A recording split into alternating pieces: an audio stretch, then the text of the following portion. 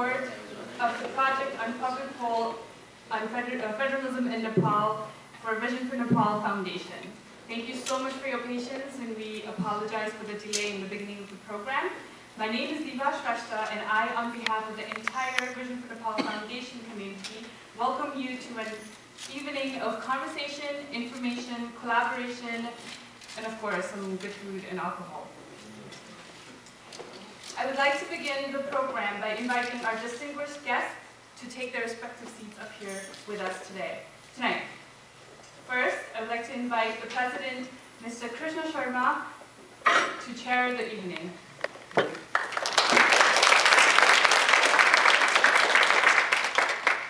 Next, our chief guest, Nepalese Ambassador to the United States, Dr. Shankar Sharma.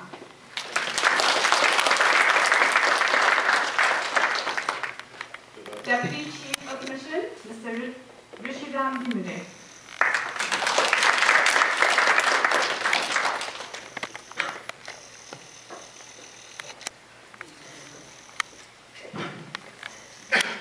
Our guest, Mr. Mike Collins, Outreach Director of Congressman Jerry Connolly. And finally, our guest of honor, co-chair of Nepal Caucus in Capital, Congressman Jared Polis, is unfortunately not here with us tonight. Thank you, distinguished guests, and ladies and gentlemen. Shall we begin the program? You're probably wondering why we're here tonight and what we're all about.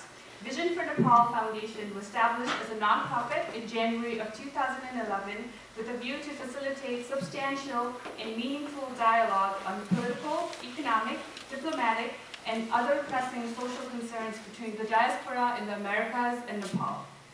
Although ideas and experiences have been constantly exchanged between the East and the West, people on both spheres are not adequately aware of how such exchanges were made possible and what remains to be done.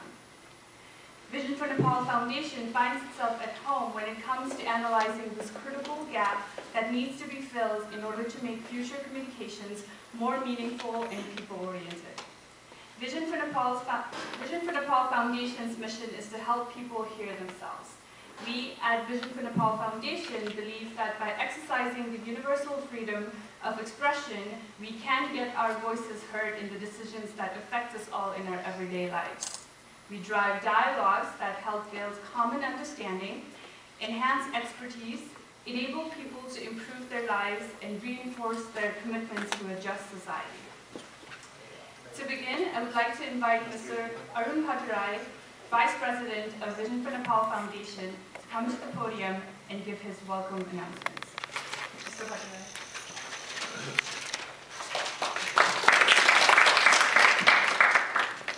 Thank you, Diva. Good evening. Good evening. Welcome, and thank you very much for being here tonight. Outgoing Ambassador Dr. Shankar Sharma, dignitaries of the dais, ladies and gentlemen.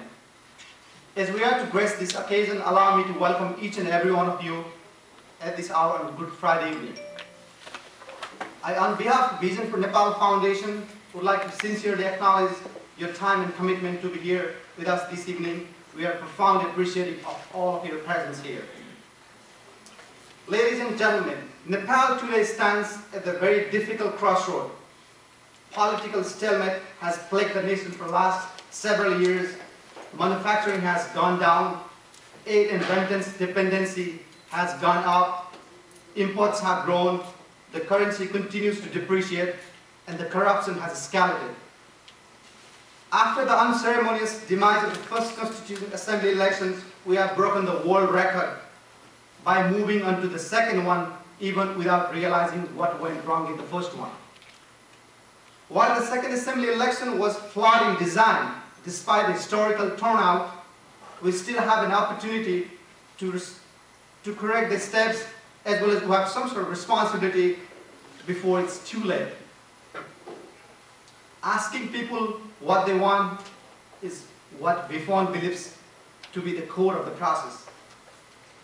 Ladies and gentlemen, with input from people at home and overseas, Vision for Nepal Foundation project, Public Poll and Federalism in Nepal, expects to provide political parties, public policy analysts, and constitutional experts a real measure of people's aspirations so that a new constitution is written and promulgated on time, and political parties get back to real work, that is development. What Nepal needs now is an inclusive constitution that leads the country towards stability and prosperity. Your contribution makes all the difference to help facilitate the constitution writing process, and we hope you are joining hands with us tonight. We will make our process transparent and our finances public as we go. Once again, I would like to welcome all of you in this fundraising event. Please feel comfortable, enjoy the drinks and the dinner that will follow after the formal program is over. Thank you once again for being here tonight. Thank you.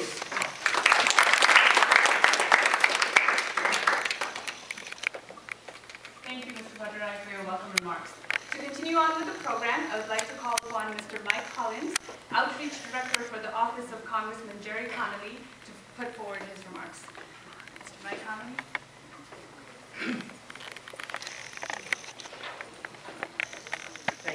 Thank you, everyone. Good evening. My name is Mike Collins. I'm the Outreach Director for Congressman Jerry Connolly of the 11th Congressional District.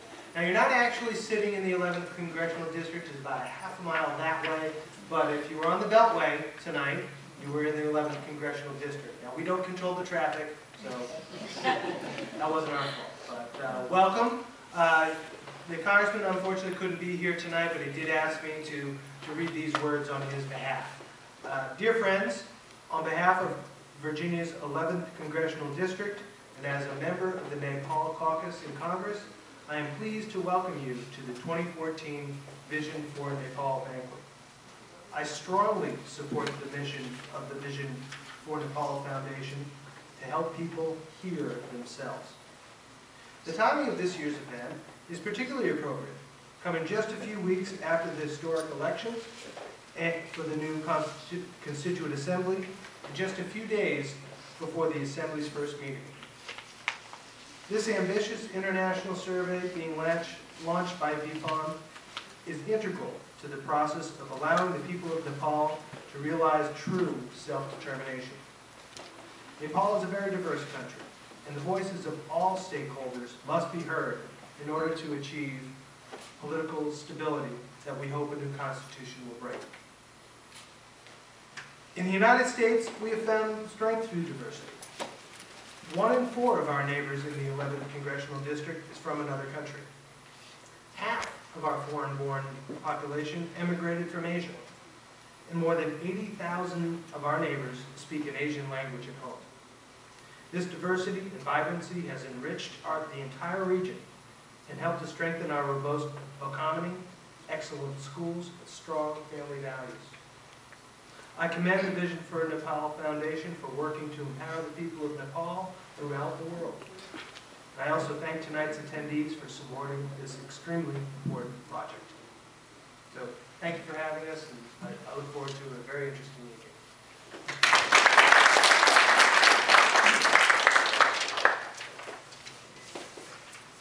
Thank you, Mr. Collins, for your kind deliberation. We really appreciate the support that you've received from Congressman Connolly and his administration since the founding of Vision for Nepal Foundation. Now I would like to call upon our Nepal's outgoing ambassador to the United States, Dr. Shankar Sharma, to deliver his views on Nepal's current political development and the importance of Vision for Nepal Foundation's projects. Thank you and good evening. After having the farewell program for me on January 5th, I was hesitant to come to any of the public functions in Washington DC area. But Mr. Krishna Sharma, our good friend, he called me over the telephone and said, if you don't come, I will not do the program at all. So I said, okay. For his sake, I'm here, but I was thinking that it's not fair to come and speak after I have received the farewell from all the Nepalese and also the American friends. But anyway, he's doing a great job. This is a great topic that he's trying to do in Nepal, especially the survey from the people. Although before coming here as an ambassador, I was associated with the Constitutional Assembly in one of the subcommittees. A number of people, they have done some surveys in Nepal, including the team of the Constitutional Assembly members. They have gone to their respective villages, they have done the surveys, but what I found out is that they were not tabulated, they were not analyzed. So what they did is, they gave us big files to read on, basically, in the committee. So that was not very efficient and not very effective also. But in the meantime, I think there are, after the Constitutional Assembly members did the survey, in the last Constitutional Assembly, before writing the Constitution, I think over the last 4 or 5 years, probably there has been some snap surveys, short surveys that has been done, and we have seen that in some of the newspapers. I don't know the validity of those things, because in my previous incarnation, I was also partly statistician, and it needs skill, yeah, and you have to convince the people how to do the survey, because otherwise, UNDP people, I think I have somebody here who came from UNDP.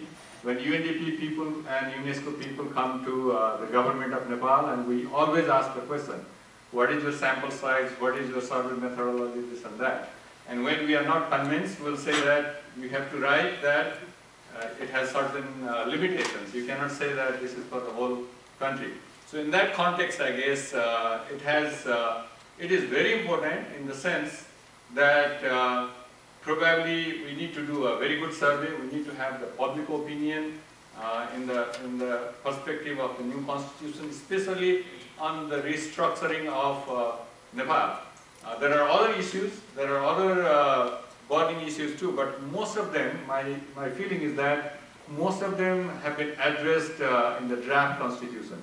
Hopefully the new Constitutional Assembly, they will take up and start from what has been already done.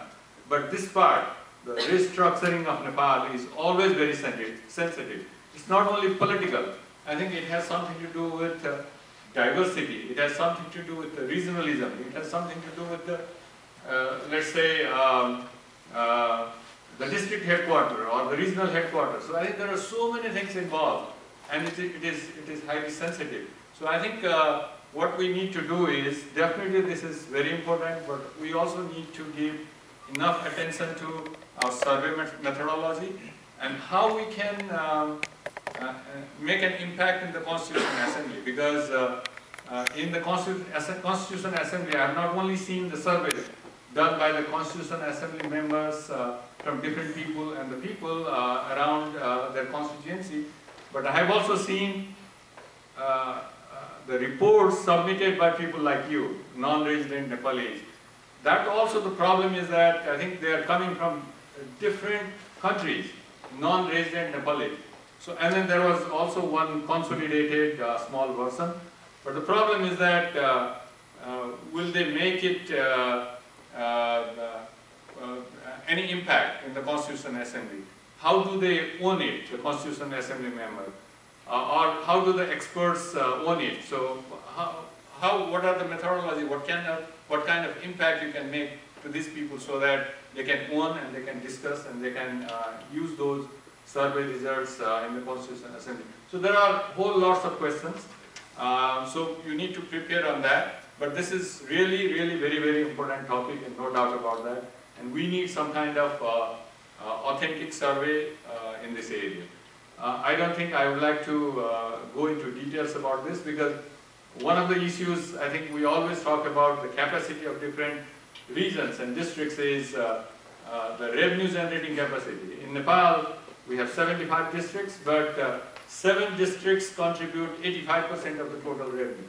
In terms of expenditure, I think if we see Dolpa and Saptari, people from Saptari always complain about the spending that has been done in the hilly areas. The reason is that per unit cost of doing anything in Dolpa is maybe 10-15 times higher than what you have to do in Saptari. So I think you have to take into consideration all these things. But people have complaints, and then you have to address. So there are several issues and several parameters and several variables that has to be taken into consideration in the poll, but definitely it has to be scientific and good survey. So that's my suggestion, and then good luck to you. But again, I would like to emphasize that people staying here, you are so conscious about Nepal, and that's a very good thing. And then how to connect with the local partners, that's also very essential, because you are staying here, but most of the things have to be done in Nepal. So that's also very important, and I'm sure considering all these things, your survey will be useful, productive, and will have an impact to the next Constitutional Assembly. Good luck to you. Thank you.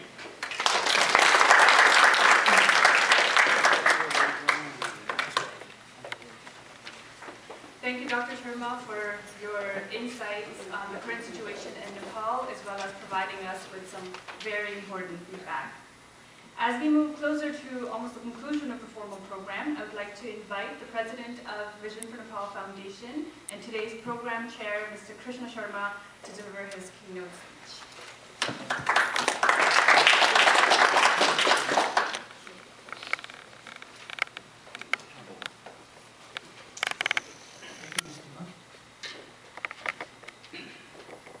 Outgoing Nepali Ambassador to the United States of America, Dr.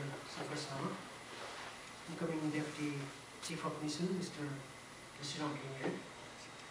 In the middle of our program, our chief guest is here, Mr. Jared Paulus. Please welcome.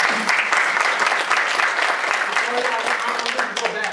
No, I think I have to listen to him before I start my case again. Thank you so much. Thank you. Can I say a few words? Yes. Yeah, this is the right time. Excellent.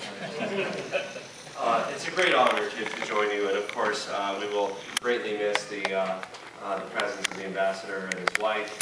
Our thoughts and prayers and hopes are with the people of Nepal as they convene for the Constitutional Assembly coming up. We are very, of course, excited to wish and hope that the democratic spirit infects those proceedings and leads to a governing document that provides for a stable and democratic Nepal for many, and prosperous Nepal for many generations to come. We're also here, of course, to salute the work of Vision, helping to mentor and teach young Nepalese and helping people go and work with people to ensure that they have English skills to compete in the global economy. It's exactly the kind of work that you're supporting here today that will help Nepal thrive. It needs a stable political base, which we hope will proceed. It also needs a stable economic base, which will come from education and come from the kinds of experiences that Envision helps to reach the corners of Nepal. I represent a district in Colorado that some say resembles Nepal. It has the Rocky Mountains in it. Many of you have been there. And we have many Nepalese Americans who live in our district, perhaps in part because it feels a little bit like home. And we are very happy to be home to so many Nepalese Americans. We also, like our country as a whole, and my district in particular, have a lot of commerce with Nepal. A lot of people that are very avid hikers and adventurous travelers who go to Nepal and visit, and we engage in significant cultural exchange with Nepal. So while of course we will miss the services of the ambassador and his wife, we look forward to building upon this relationship. On behalf of the U.S. Nepal Caucus in Congress, which I co-chair, it's a bipartisan caucus. Some of you here at times, Democrats and Republicans don't agree on everything. You might have heard that in the newspaper. But yet, on the issue of U.S.-Nepal relations, we have a bipartisan caucus of over 30 members that are committed to strengthening the U.S.-Nepal relationship, committed to our alliance of the people of Nepal and the people of our country, of the government of Nepal and the government of our country, because it is strategic for both countries. It is of great economic benefit for both countries. It is of great cultural benefit to both countries. and we have a lot to learn from one another.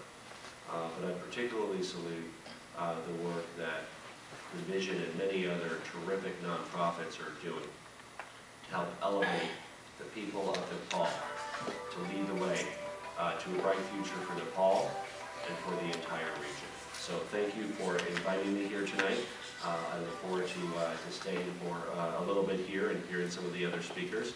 And I look forward to continuing my work in the United States Congress with the U.S. Nepal Caucus to continue to build this relationship. Thank you.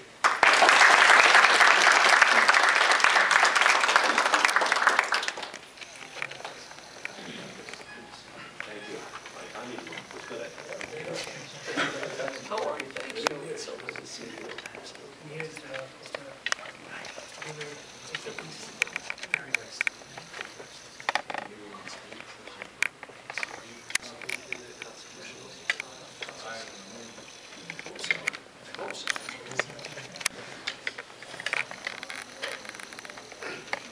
Thank you, Congressman. Now I'd like to invite the president of the foundation again to the podium. What's that? I said thank you. We had the absence of our congressman, and he's here, and he has already delivered his speech. I'm very grateful to him that he made it. Let me start my speech there. Congressman and co-chair of Nepal caucus in the capital, Mr. Jared Polis, outgoing ambassador to the United States of America, Dr. Shankar Sharma, incoming deputy chief of mission, Mr. Resiram Himre, Director of Outreach at Congressman Jared Connolly's office, Mr. Mike Collins, journalist friends, ladies and gentlemen. Thank you so much for being here tonight. We really wanted it to be a place where we would talk less. That's why our speaking part of the program is going to end after I finish my talk. Your presence here at this Defying Winter Blues and Family Times speaks in volume about how serious you are at the issue that we are attempting to address. I see Mr. Don Sparrow and Nancy Chazen here coming all the way from Bethesda. Would you please stand up? They are the American parents. Don Sparrow and Nancy are the American parents of Vishnu Subedi, who is right there in the middle.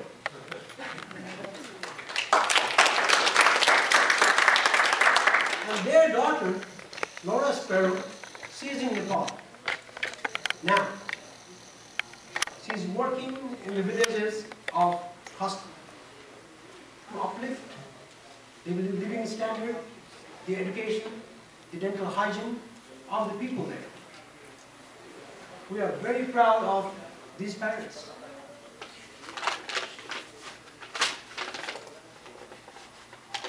And the story does not end there.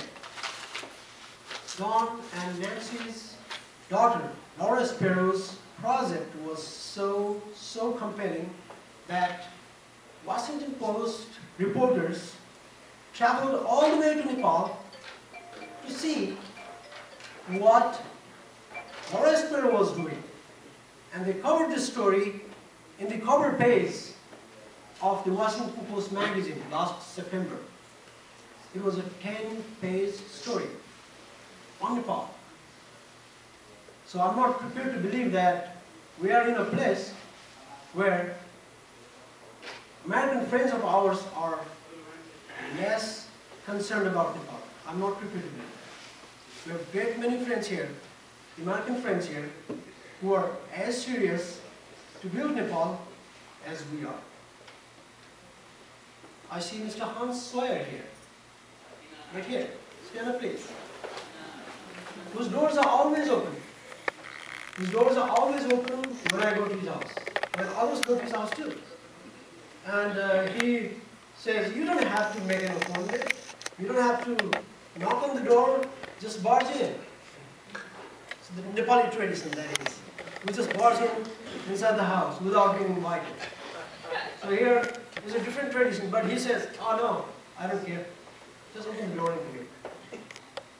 So this is the closeness of the heart that he has opened to the Nepalese. It's very symbolic, and I'm proud of his friendship and the friendship of all the people here. And I see Homa and Nancy Chetty out there. Please stand up, because you have done a lot of work for Nepal. They were working as Peace Corps volunteers in Nepal at a time when I was just a small kid.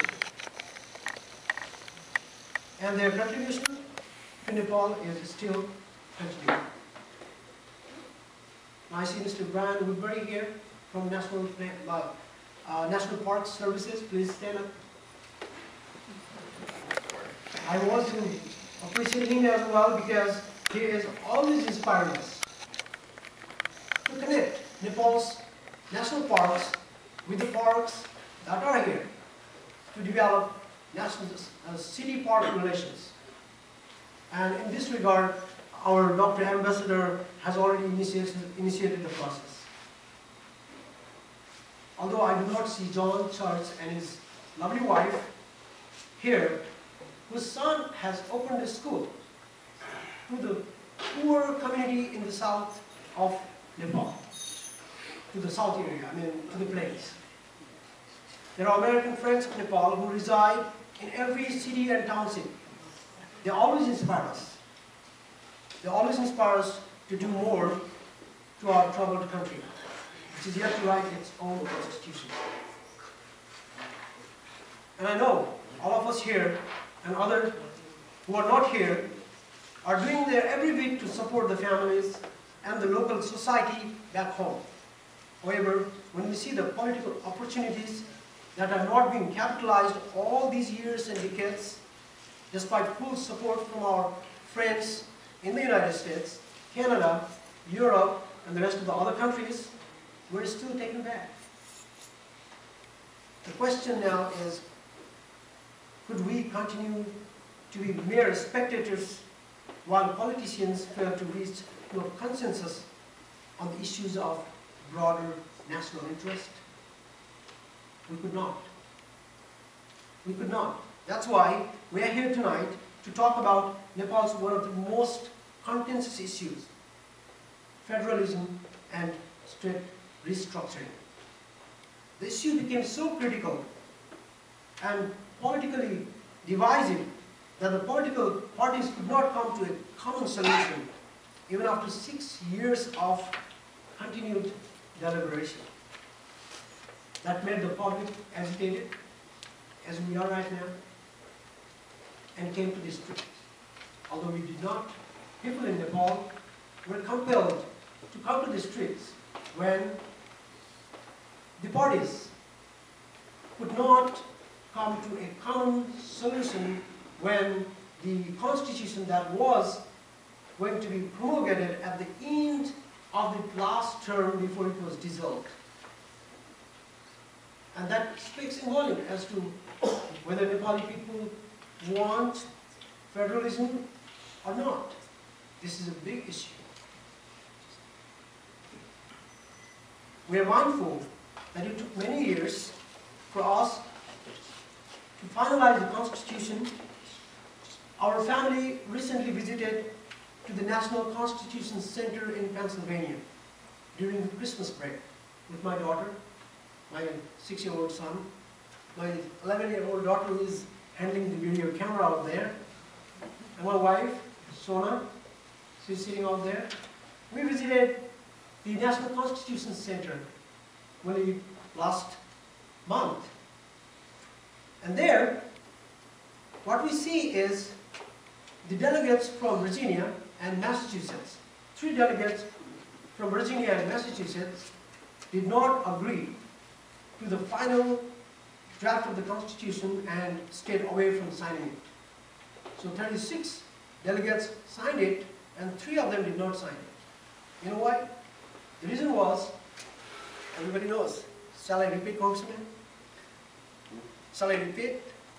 I think I should, right? Yes, even why I found it out. Yeah, the reason was because they thought that the Constitution was not enough, because there was not enough space for public liberty. And that was the reason why the American people came out with the famous Bill of Rights in the First Amendment.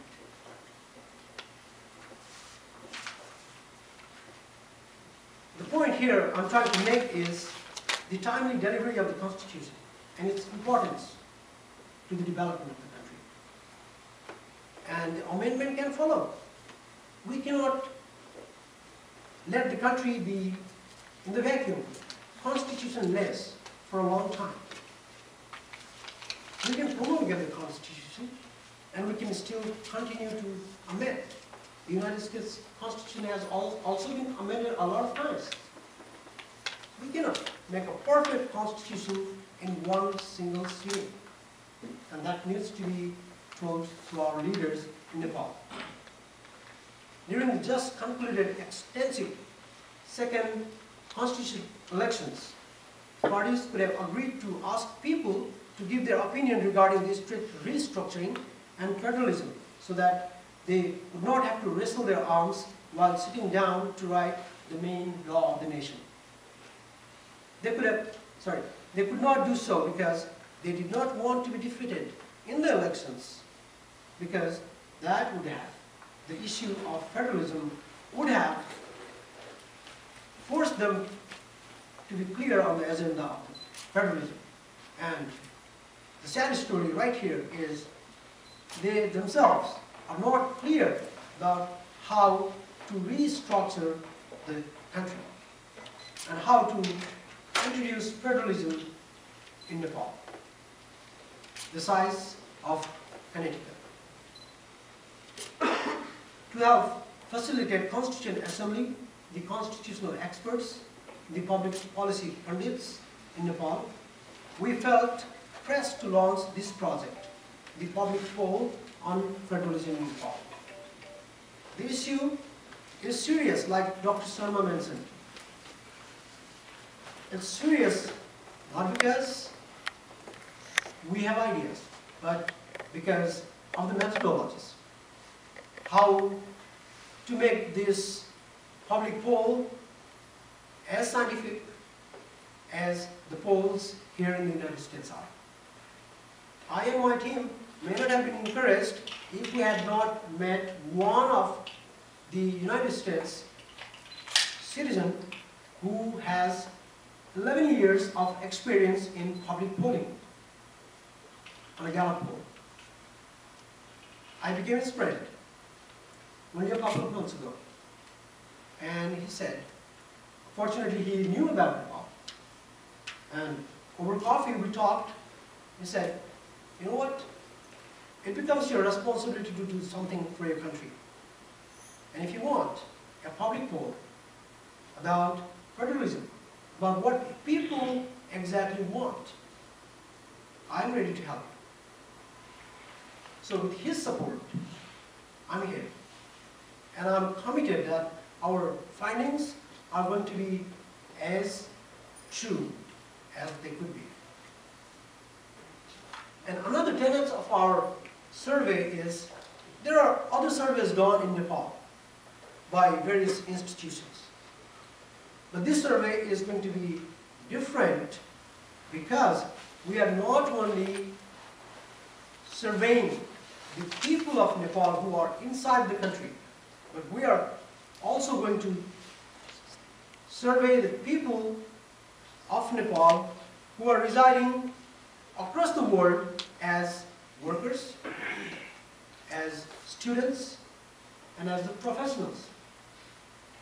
They are still the citizens of Nepal, and they will be active when they return with their knowledge, skills, and abilities. And we are going to include them as well in our survey. After our friend develops the questionnaire, we are going to reach out to 14 representative districts from 14 zones of Nepal, which encompass and represent people from various walks of life, economic parameters, ethnic background, and so on and so forth. We have already chosen the district. But we are not going to disclose them until the day comes. And another part is our United States office in Virginia is going to facilitate survey in America, Canada, and then Australia, while our office in Europe, in London, is going to coordinate the European countries along with Africa, while our country office in Nepal will be coordinating with the Asian countries, including the most populated populated by Nepali workers and professionals in Asia, which includes South Korea, India, of course, Qatar, Malaysia, Saudi Arabia, and etc. The plan sounds very ambitious, and I would say that nothing is impossible if we are committed to do it. And to do it, Vision for Nepal Foundation needs your help in any ways. And from the same podium, I would like to thank every one of you here who have supported the cause and have shown your presence. And those of them who are not here but have already pledged to support our cause, I want to thank them too. And I want to thank the hotel management here, which has provided this hall for a very reasonable price because they are also committed. And I remember I had done one of the television interviews in this very hotel because they provided me the hall for free a couple of years ago in 2011.